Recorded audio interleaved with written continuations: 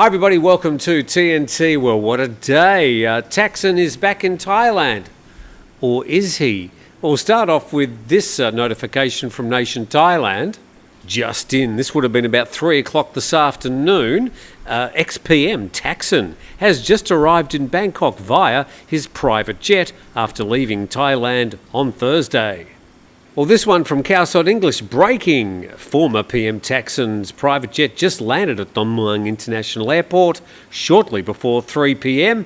Then a bit later, his Maybach limousine left Don Mueang Airport with an entourage of other vehicles shortly after 3 p.m. today, but no reporter could visually verify that he was inside the vehicle as the car was darkly tinted. So has the former PM been taking the media and everybody else in Thailand on a merry ride over the last 4 or 5 days? Why on earth did he fly to Singapore originally, divert to Dubai, stayed in Dubai literally less than 2 days, started making his way back? He landed in Singapore for some reason. Maybe he was shopping at Orchard Road, maybe he was visiting his specialist that he said he wanted to do in the first place, and then today he's been making his way back to Thailand. At this stage, nobody's actually visited him. But he has been setting the media on a merry dance and a bit of a search and find mission. It all started earlier today when his Gulfstream on Flight Radar 24 was making its way back towards Singapore. And then after lunch, that same plane took off from Singapore, making its way towards Bangkok. Khao English could barely contain themselves, posting every couple of minutes. And this one posted at around about 2 o'clock this afternoon. Thaksin's private jet expected to land at Don Mueang in 30 minutes.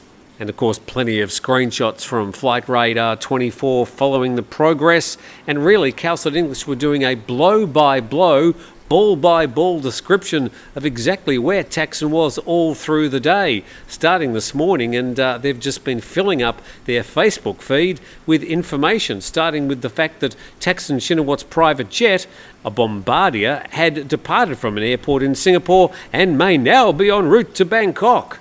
Meanwhile, this morning, the press were eagerly awaiting some sort of confirmation from his family that he indeed was heading back to Thailand. Nation Thailand reporting that PHANG, the now former Prime Minister, insists Thaksin will return by Monday evening. Well, it seems that plane and somebody who's presumed to be him in the car beat that deadline by 3 or 4 hours. And she noted there in the second paragraph that she would not be at Don Mueang International Airport to welcome Thaksin, as she would be busy in the afternoon. But she told reporters that Thaksin had congratulated the newly appointed Prime Minister, Anutin Charnvirakul. Given of late that they absolutely detest each other, I suppose that's notable. And then this from earlier this morning, according to the Flight Radar 24 website, Thaksin's private jet landed at Singapore's International Airport 7 a.m. this morning. And the next paragraph, he'd flown out of Thailand last Thursday with Singapore as his initial destination for a medical checkup. However, due to an immigration delay, his private jet diverted, as you do, to Dubai. So at this stage of the afternoon, as far as we can presume, even though nobody's actually eyeballed Thaksin or taken a photograph, he will appear tomorrow at the court. Let's try and find out what all that's about. And from Thai PBS World, much awaited Supreme Court ruling on Thaksin v VIP hospital stay tomorrow, that's Tuesday.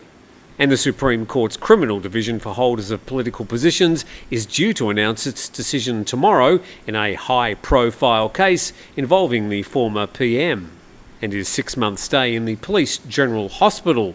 Further down there, Thaksin wrote on his X account, insisting he will return. Apparently he's done so.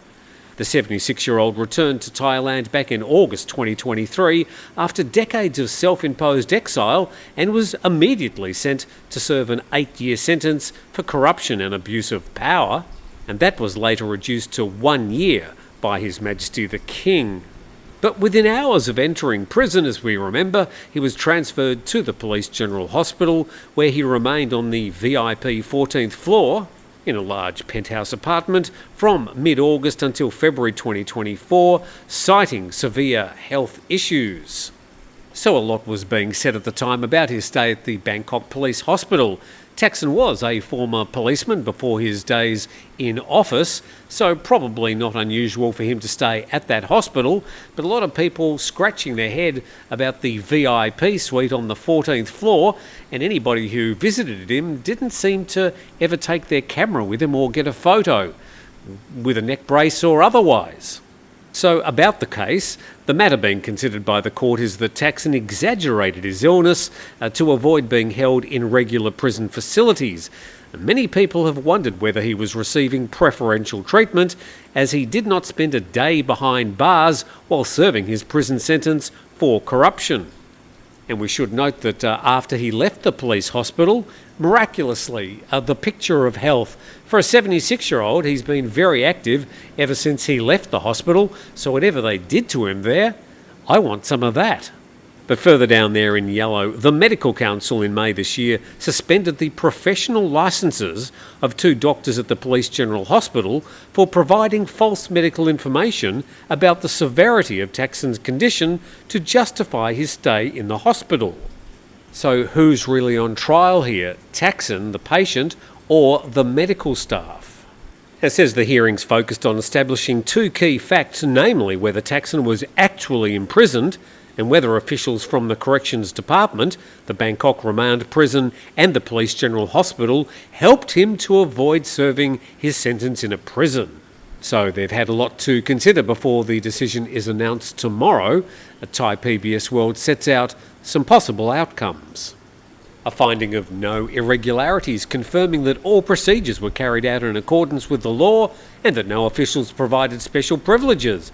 Number 2, a finding of irregularities by officials, but not directly involving Thaksin. And then number 3, a finding that state officials exploited loopholes in the law and abused their authority to ensure Thaksin was not placed in a prison, with the court determining that Thaksin was aware of and involved in these actions. So I imagine if they hand down number 3, both Thaksin and all the officials are in a world of trouble.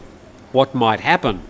Well, Thai PBS speculates that in this case, the court may declare the first 180 days of enforcement invalid and order Thaksin to re-enter the enforcement process from the beginning, and it may also order other investigations and disciplinary or criminal action against the officials involved in assisting him.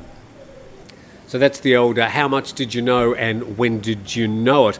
So we should know sometime, maybe by lunchtime tomorrow, the results from that investigation, and whether Thaksin actually turns up or not, well, we're yet to see. I'm sure the cameras will be poised for his arrival at the court tomorrow. We'll follow that case as it's announced and bring that to you as soon as we know. In the meantime, thank you for dropping in. Don't forget, buy me a coffee if you feel so inclined. Otherwise, thanks for dropping in.